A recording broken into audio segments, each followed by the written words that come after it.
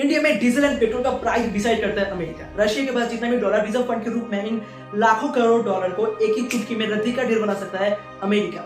India में एक patient को कौन से दाम में क्या क्या मेडिसिन मिलेगा ये भी डिसाइड करता है इंडिया से 18,000 किलोमीटर दूर बैठा अमेरिका। वर्ल्ड इकोनॉमी की इंडेक्स आज ऊपर जाएगा या नीचे आएगा ये भी डिसाइड करता है अमेरिका।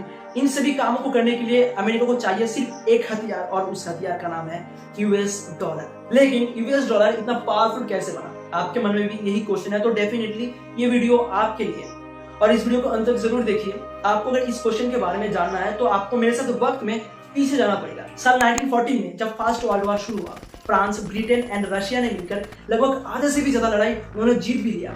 बट एकदम आखिर में 1918 में अमेरिका ने फर्स्ट वर्ल्ड वॉर में एंट्री लिया और वो वार जीत भी लिया।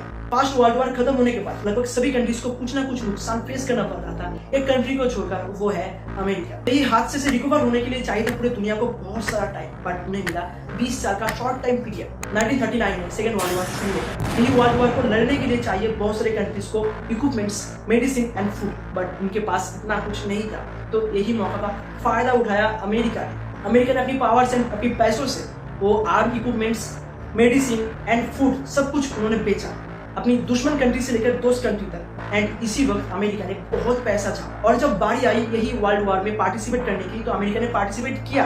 1944 में 6 अगस्त एंड 9 अगस्त जापान में हिरोशिमा एंड नागासाकी में एटम बम ब्लास्ट कर अमेरिका ने यही वर्ल्ड वॉर का दी एंड कर दिया। 1944 में उस वक्त वर्ल्ड इकोनॉमी की हालत कुछ ऐसा था कि पूरा रस निचोड़ने के बाद जो गन्ना रह जाता है कुछ उस तरीके का, और उसी वक्त पूरी दुनिया को फेस करना पड़ रहा था। सबसे बड़ी प्रॉब्लम वो था ट्रेड को लेकर। लगभग सभी कंट्रीज का हालत इतना ज्यादा खराब था कि उनकी करेंसी की हालत भी कुछ ऐसा ही था, चूसा हुआ आम की तरह। पूरी दुनिया को चाहिए था एक भरोसेमंद करेंसी और यही अपॉर्चुनिटी का फायदा उठाया अमेरिका ने। अमेरिका ने क्या किया, 1944 में बार्टन वुड नाम की एक कॉन्फ्रेंस किया। यही कॉन्फ्रेंस में 30 कंट्रीज को बुलाया गया एंड उन्हें ऑफर किया गया कि भाई आप ट्रेड के लिए मेरी करेंसी को यूज कीजिए, मतलब यूएस डॉलर को यूज कीजिए। और ये बात जब सबके सामने आई तो सबने मान भी लिया, क्योंकि अमेरिका के पास बहुत पैसा है, अमेरिका एक स्टेबल पोजीशन में है और अमेरिका की करेंसी के ऊपर बेस करके वर्ल्ड ट्रेड किया जा सकता है। और उनके भरोसे को और भी जीतने के लिए उन्होंने और एक लॉ किया कि कुछ अमाउंट ऑफ गोल्ड के ऊपर बेस करके $35 को दिया जाएगा। अमेरिका के पास जितना ज्यादा गोल्ड होगा वो उतना ही डॉलर प्रिंट करेगा। तो सबने मान लिया, सबने दौड़ कर उसके पास आया एंड गोल्ड को जमा करके डॉलर को ले गया। ऐसे ही करते करते डॉलर की डिमांड बढ़ता गया और अमेरिका के पास वर्ल्ड का 60 से लेकर 70% गोल्ड रिजर्व में चला गया। अपनी पावर को मिसयूज करने की खुजली अमेरिका के पास बहुत पहले से था। तो अमेरिका ने क्या किया, भाई कौन देखने आ रहा है मेरे पास कितना ज्यादा गोल्ड और कितना ज्यादा डॉलर, तो भाई डॉलर प्रिंट करो और अमीर बनो। और यही बात जब सबके सामने आई तो सब कंट्री ने आकर अमेरिका के ऊपर प्रेशर किया कि वो कहने लगे कि हम भी अमेरिका पे आना चाहते हैं और आपके पास कितना ज्यादा गोल्ड और कितना सारा डॉलर है ये हम देखना चाहते हैं। तो यही प्रेशर में आके और उस वक्त अमेरिकन प्रेसिडेंट रिचर्ड निक्सन ने आकर 1971 में ये ऐलान कर दिया पूरी दुनिया के सामने कि भाई हम बार्टन वुड लॉ को तोड़ रहे हैं आज से, और अमेरिका जितना चाहे जितना मर्जी वो उसे लगता है वो उतना डॉलर वो प्रिंट करेगा। इससे उसे कोई फर्क नहीं पड़ता। अगर कोई कंट्री को फर्क पड़ता है तो वो तेल लेने के लिए जाए। अमेरिकन गवर्नमेंट को ये अच्छी तरीके से पता था आज तक अभी तक गोल्ड के ऊपर बेस करके डॉलर का डिमांड चल रहा था और यही धमकियों से कोई काम नहीं बनेगा, डॉलर एकदम नीचे चला आएगा।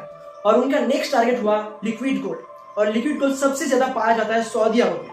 अगर सऊदी अरब को बाटली में उतारा जाता है तो ओपेक को बहुत अच्छी तरीके से कंट्रोल किया जाएगा, क्योंकि सऊदी अरब ओपेक का हेड है। अमेरिका ने सऊदी अरब को आर्मी प्रोटेक्शन से लेकर आर्म इक्विपमेंट्स तक, ऐसे कि उनकी क्रूड ऑयल को बाहर की कंट्रीज तक उन्होंने प्रमोट तक किया। इसके साथ साथ बहुत कुछ तोहफा उन्हें दिया गया और ऐसे ही करके सऊदी अरब को बाटली में उतारा गया। बट उन्हें एक चीज चाहिए था, मतलब यूएस को एक चीज चाहिए था सऊदी अरब से, वो था कि इन सभी कंट्रीज को क्रूड ऑयल बेचने के बाद उनका जो पेमेंट है वो सिर्फ डॉलर में एक्सेप्ट करना है। क्रूड ऑयल को छोड़कर भी और भी चीजों को खरीदने के लिए, और भी चीजों को ट्रेड करने के लिए, बिजनेस करने के लिए डॉलर को यूज किया जा रहा है। और जितना बार डॉलर को यूज किया जाएगा उतना ज्यादा पावरफुल डॉलर बनेगा, उतना ज्यादा पावरफुल अमेरिका बनेगा। यही डॉलर के ऊपर बेस करके पूरी दुनिया को कंट्रोल करने की जो वक्त था वो अब खत्म होने का, क्योंकि सऊदी अरब अब डॉलर के साथ साथ चाइनीज युआन में भी चाइना के साथ ट्रेड करना स्टार्ट कर दिया। रशिया ने खुद की क्रिप्टो करेंसी भी बिल्ड कर लिया है ट्रेड के लिए। इन सभी कंट्रीज की स्टेप्स को देखकर आप अगर ये सोच रहे हो कि इंडिया क्या कर रहा है अपनी करेंसी को स्टेबल एंड पावरफुल करने के लिए, तो आई बटन में आपके लिए एक वीडियो है जहां पे मैंने एक्सप्लेन किया है कि कैसे इंडिया स्टेप्स ले रहा है खुद की करेंसी को, मतलब INR को पावरफुल बनाने के लिए, और कैसे वो काम कर रहा है। सभी फाइनेंशियल स्टेबल कंट्री अपनी करेंसी को पावरफुल बनाने के लिए कुछ ना कुछ स्टेप्स वो ले रहे हैं, क्योंकि जियोपॉलिटिक्स कुछ उस आइसबर्ग की तरह है जो समंदर के ऊपर तैरता ही जाता है। दूर से तो बहुत छोटा दिखता है, मगर जब गौर से देखा जाता है तो बहुत बड़ी एंड मोस्ट इंपॉर्टेंट मुद्दा बन जाता है। दैट्स व्हाई हो सकता है जियोपॉलिटिक्स में कोई भी कंट्री किसी का परमानेंट दुश्मन या दोस्त नहीं होता। इस वीडियो से आपको थोड़ी सी भी वैल्यू मिला तो इस वीडियो को लाइक कीजिए and focus on solution channel को सब्सक्राइब करके उसके पास वाले बेल आइकन को ऑन कर दीजिए आने वाले वीडियोस को देखने के लिए। चलिए आपसे मुलाकात होती है कोई और एक नए वीडियो में, कोई और एक नए मुद्दे को लेकर। जय हिंद।